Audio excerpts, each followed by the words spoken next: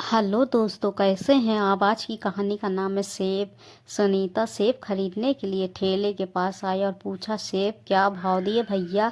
ठेले पर पहले से एक व्यक्ति सेब खरीद रहा था। सुनीता की आवाज़ सुनकर जो यो ही उस व्यक्ति ने पलट कर देखा तो सुनीता चौंक गई। वो व्यक्ति और कोई नहीं, सुनीता का पति मोहन था। मोहन ने सुनीता को देखा तो अजीब सा मुंह बनाया। ठेले वाला बोला, 200 के 3 किलो दिए बहन, ले जा, सस्ते कर दिए हैं। सुनीता ने कहा, नहीं लेने भाई, तुम्हारे सेब गंदे हो गए। ठेले वाला बोला, ये क्या कह रही हो बहन, सेब तो एकदम साफ सुथरे हैं। मोहन बोला, कुछ लोगों की आंखों में ही गंदगी होती है भाई, ना ले रही है तो रहने दो, वैसे भी इसकी औकात आधा किलो से ज़्यादा सेब खरीदने की नहीं लगती। सुनीता गुस्से में बोली, कुछ लोग ऐसे ही होते हैं भाई, जिनकी परछाई पड़ते ही हर चीज़ गंदी हो जाती है। इतना कहकर वो चली गई। मोहन भी बिना सेब खरीदे पास खड़ी अपनी गाड़ी में बैठा और चला गया। ठेले वाले को कुछ समझ में ही नहीं आया। मोहन ने तो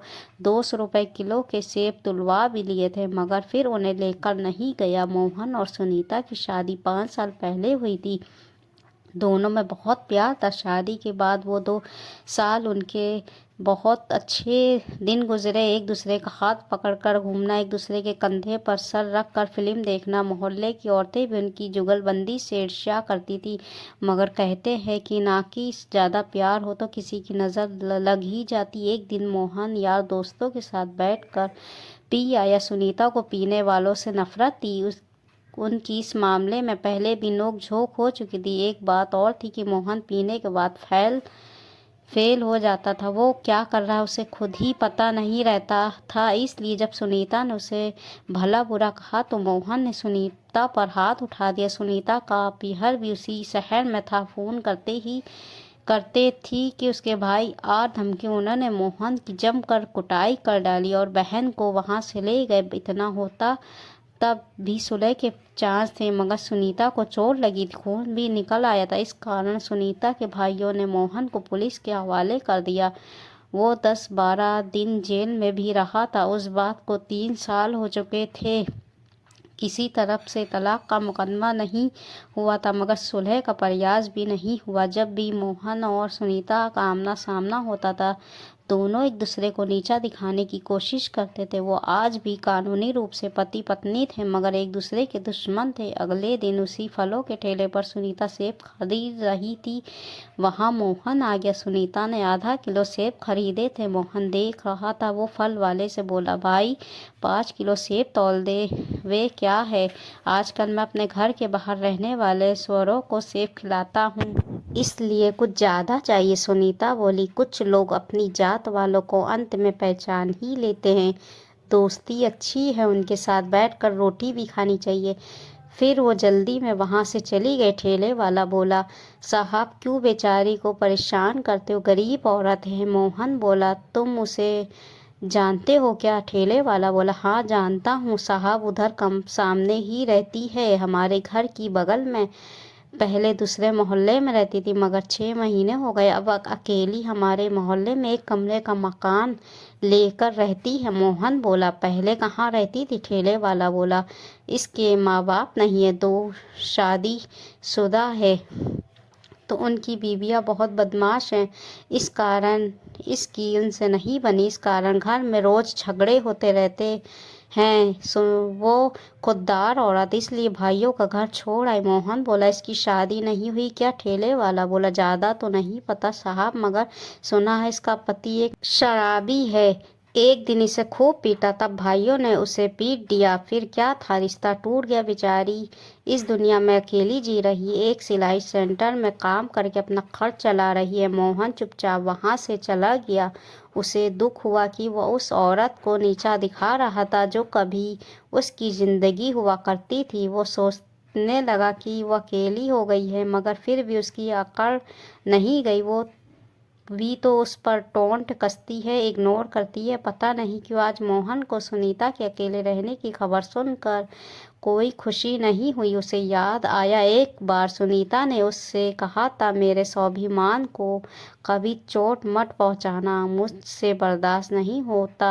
अगले दिन मोहन ऑफिस से छुट्टी के बाद फिर उसी समय उसी ठेले पर पहुंच गया। उसने देखा सुनीता उधर ही आ रही थी, मगर वो ठेले पर नहीं रुकी, आगे निकल गई। वो कुछ देर वहाँ खड़ा रहा। जब वो वापिस नहीं आई तो वो चला आया। फिर तो दोनों का रोज का ये सिलसिला बन गया। रोज दोनों वहाँ जाते, नजरें मिलती, मगर किसी तरह की बात नहीं होती थी। अब एक दूसरे पर उन दोनों ने टोंट कसना बंद कर दिया था। कभी कभी दोनों चुपचाप ठेले पर से सेब खरीदते, फिर अपने अपने घर चले जाते।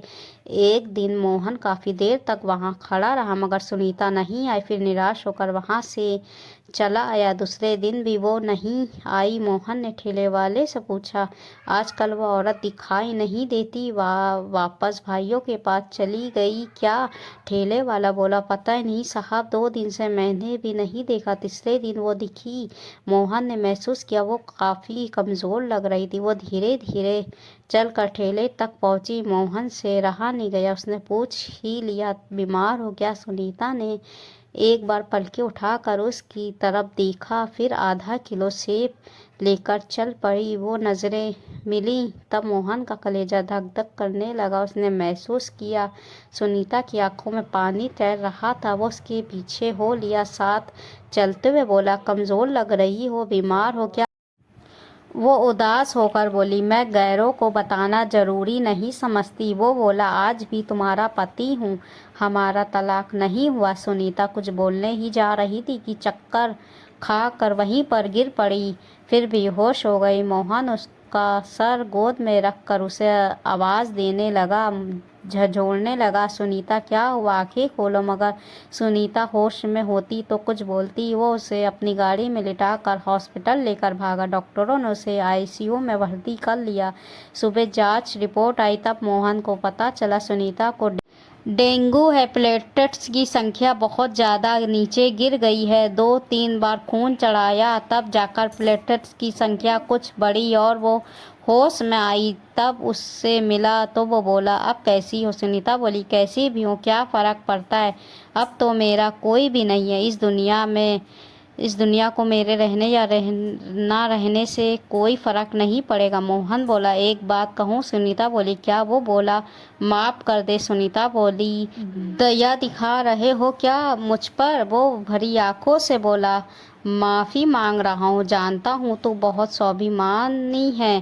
3 साल से तुझसे माफ़ी मांगने की कोशिश कर रहा हूँ, मगर कभी तुम्हारी तो कभी मेरी ईगो बीच में आ जाती है। मगर आज सच्चे दिल से माफ़ी मांग रहा हूँ। छोटी सी गलती की बहुत बड़ी सज़ा भुगत चुका हूँ, माफ़ कर दे यार। सुनीता बोली, एक बात बोलूँ? वो बोला, क्या? वो बोली, पहले क्यों नहीं आए? वो बोला, तुमसे डर लगता था, तुम टोंट बहुत बुरे कसती हो। वो बोली, टोंट कसने में भी प्यार होता है, बात करने का बहाना मिल जाता है, आवाज़ सुनने को मिल जाती है। वो बोला, तुमने माफ़ कर दिया क्या? वो बोली, हाँ कर दिया, दूर रहकर थक गई हूँ मैं, अब नहीं रहा जाता। मोहन खुशी से रो पड़ा। सुनीता बैठी होती हुई बोली, जरा इधर आना। मोहन उसके करीब आया। वो झपट कर उसके गले लग गई, फिर फपक फपक कर रो पड़ी। बोली, आप बहुत बुरे हो, 3 साल हो गए, मेरी जरा भी याद नहीं आई। मोहन बोला, भूला ही कब था जो याद करता। फिर अगले 2 दिन में उसकी प्लेटलेट तेजी से बढ़ी और उसे अस्पताल से छुट्टी मिल गई। वो फिर से पिया के घर आ गई, एक नई जिंदगी की शुरुआत करने के लिए। दोस्तों, ये थी हिंदी कहानियाँ। हिंदी कहानियाँ आपको कैसी लगी? कल फिर हाजिर होंगे एक नई हिंदी